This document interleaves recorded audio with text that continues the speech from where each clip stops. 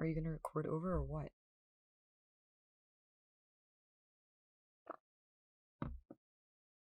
Okay, I think we're fine.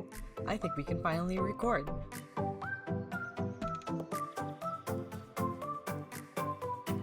Hi everybody, I am back and I'm here today to talk again about the internet and kind of mental health and how those things intersect, and basically how you can have a more digitally literate and self-conscious way of going about navigating the digital space. Today specifically, we're talking about fake news, everyone's favorite topic. Have you ever fallen for fake news?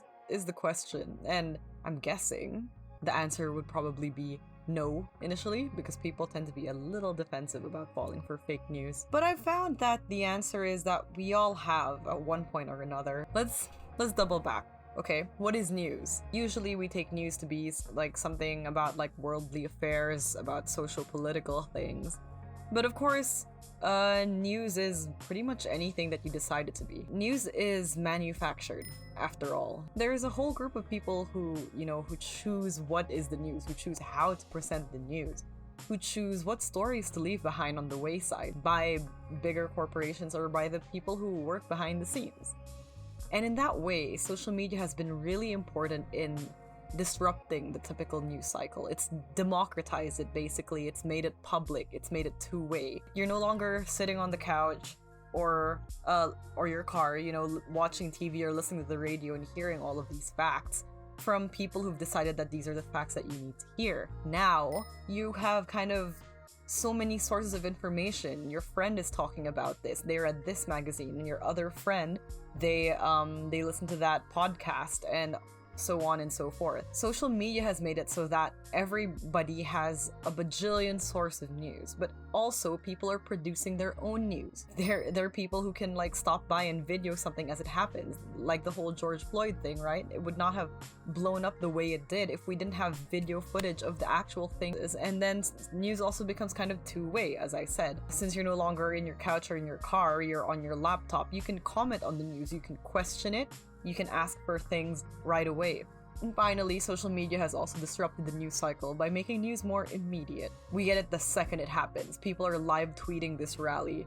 People are live reacting to this press conference, right? We don't have to wait 6 hours till we're having like a cup of coffee in the morning or whatever to see the news. It's going on all of the time. And honestly, I feel like that's a good thing. I feel like social media has been really, really good for story making, especially for people who don't normally have these voices. Let's be honest, like if you're in the United States, you didn't necessarily care about what was going on in Hong Kong for a long time. Social media, the internet, made everything a bit more proximate.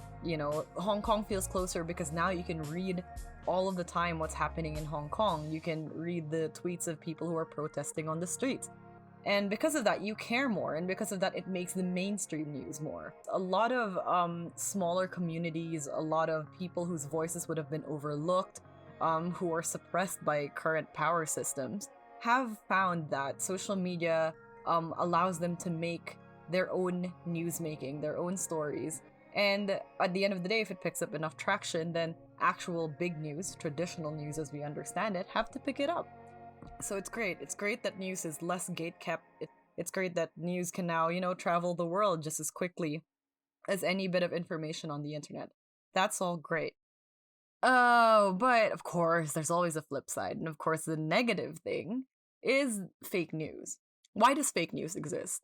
It's the same reason any other kind of form of propaganda exists, right? It's to further certain ideals. The reason why we can't really talk about fake news properly is because our understanding of news hasn't changed. Since we all think we're kind of better than believing in fake news, we end up going around and around in circles. We all know news to be fact, so then we're all like, your news must be fake because my news is correct. And they're like, oh, but your news is fake, mine is correct. They want to believe that there's a completely objective truth, to everything, and there's a completely objective way to present facts, but that simply is not true in this day and age.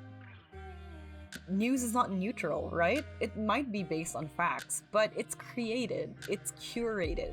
Public news basically as presented on social media, doesn't necessarily mesh with the cult of objectivity. This is of course not to discount the fact that there is some news that is created to be complete, utter lies and fabrications, right? There is a lot of that. News was chosen by people who had certain biases, who already had certain opinions about things, and they wanted to present it that way.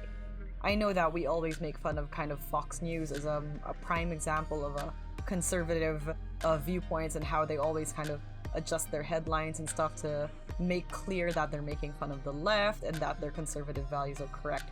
But all news media do that. All news media lean towards a certain political direction. They all have a social-political opinion. They all have an agenda to forward. Now, since we're all exposed to different things and we still think that there has to be a sense of absolute truth, denigrates conversation because suddenly, like, we are all choosing sources that are true to us without really inspecting why we believe that over the other thing, even though they might be saying the same things in just very different ways. I think that this whole news thing boils down to source selectivity.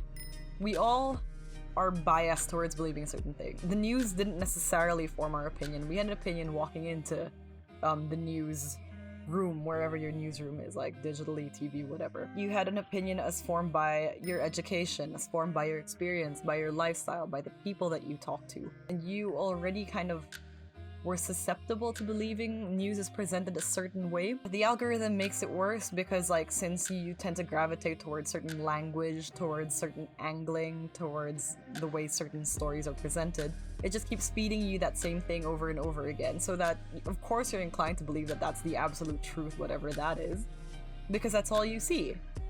And of course, when somebody says something else, it makes you look like a dumbass to say, like, yes, I'm wrong. So of course you get a bit defensive. Of course you might look for more sources to support you. And of course the algorithm is like, oh yeah, more of the same?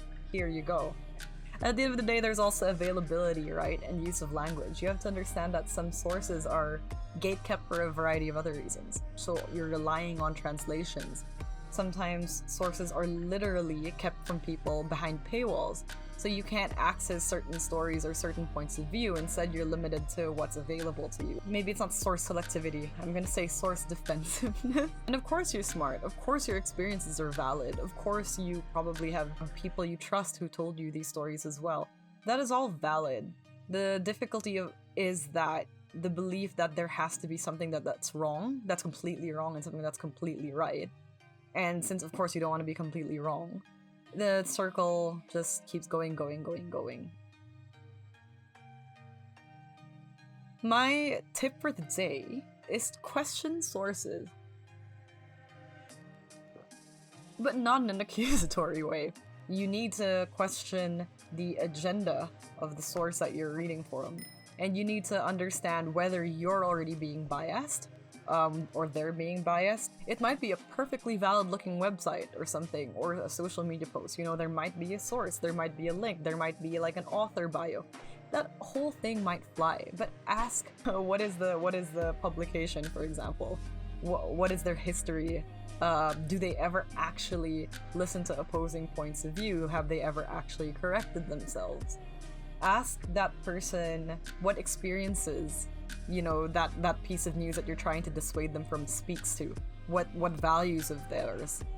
What kind of fear does it assuage? Try to work from there towards changing things. I think it was Stacey Abrams, she said in a documentary that, no, it wasn't a documentary, I forgot where, but Stacey Abrams definitely had said somewhere that if you're talking to somebody and you're not speaking to them from their point of view, then there's no point. It's like talking to a wall. Like, she was trying to convince people about climate change, and like, if people don't care about the climate, then guess what? They don't care about the climate. So she decided to talk about the economic side of it, and that spoke to them. That spoke to their values. They started to change their mind because they were like, if this affects me economically, then maybe I need to shift.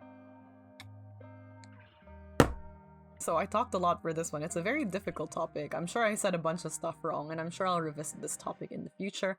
And hopefully when I do, you'll listen. You don't have to subscribe to me, of course. I hate random litter on my own feeds as well, but hopefully if this pops up on your feed again, or if you love the sultry sound of my deep, refreshing voice, you will give me a listen, or, you know, just give me a like, or a comment, or whatever.